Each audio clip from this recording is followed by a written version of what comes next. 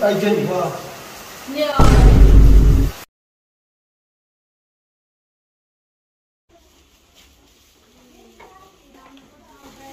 Cái nào? Sir. Cái gì đó là? Em biết rồi đây. Cái đó này. Khá, ý gì? Gift. Present. Tụi ta tưởng nghe. Miss Dodi. Miss Dodi bao? Miss Dodi chỗ à phê tiền rồi. À phê tiền trả.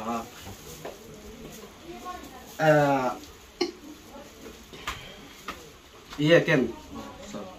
Anh sắp xếp cái lạc chú. Mất. Cho phải lạc xong cắm thầy tổ thì xếp rồi. Cho yêu cái tiếng hùng về là hát. Mắc cái sao cái chủ phá. Mặc được. Cho mà đi sắp xếp cả cho mắc cái tiền làm thầy thì xếp rồi.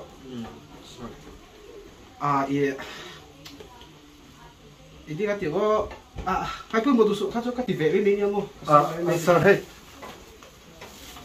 Itan zok. Itatur zok cái này nè. Miss Dodi su. Phu đâu? Miss Dodi Sorry, phu zok. Phu. Khai phí dùng gặp phu đâu? Miss Dodi phải nó zong phu zok sao?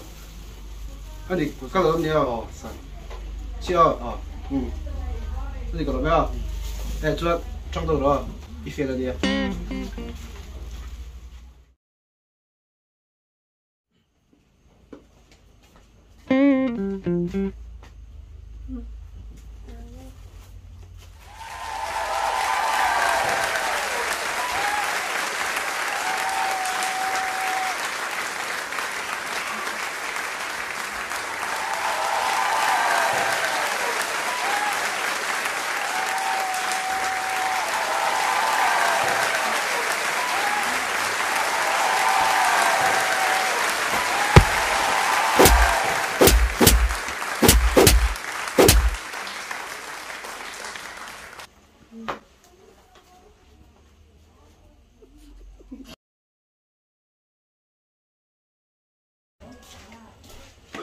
Good morning, sir.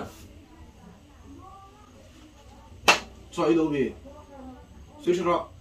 Good morning, sir. Thật sự được mấy. Sit down. Thank you, sir. Ok. Cái chuyện tăng in.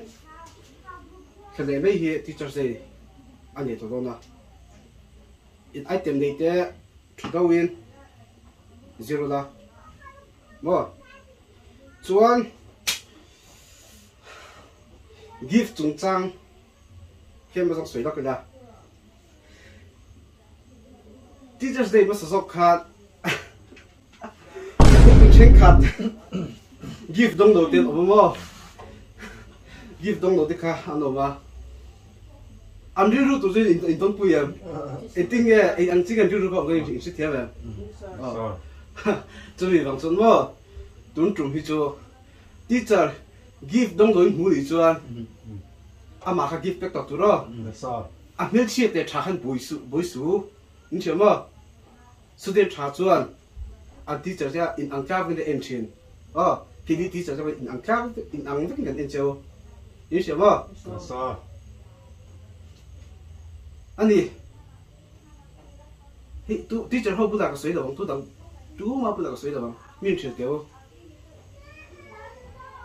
Tuấn teacher đi à hiền, tuấn nghe, give impact đâu đấy. Sir, nama. Sakit itu nama. Nama, sir. Felber. Hey, mình bố lâu tiêu à. Ai, sorry, Felber. Anh đi làm sao? À, cái xe lồng khai thì chú, in teacher tu cái. Biển nó nằm bốc. À, khai xe khai sửa ngay đâu, ít teacher, mắc số mình không. Ok. Cùng lệ, sorry, cùng thuy yang khan. Mình thì bị động đấy đi cho anh. In result mấy hi chân là tuyệt tỏ rồi thì cái tiệm siêu quá. In result mấy hi chân là tuyệt tỏ rồi. Thiếu đam đấy thì cái gì nhỉ? Ok. Chút thì xong chút đi. Ý sẽ chiếm không? Yes, sir. Ai riêng mình chăm ru. Yes, sir. À trái. Class dismissed. Thank you, sir.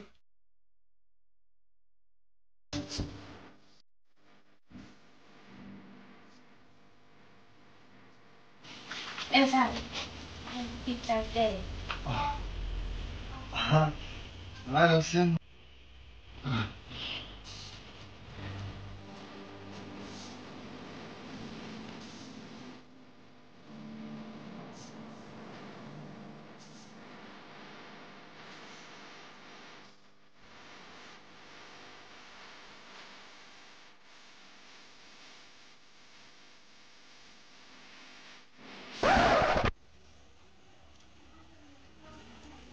Happy Teachers Day.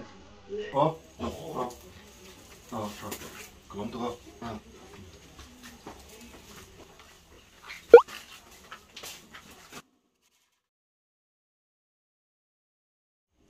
J2 lo ni totele J2 lo ni mekte invite Happy Teachers Day vek over in ni him lelom nuam takin mang thainan du sakna sang bar ka hlan achau invite Happy Teachers Day. Sai chal sai chema.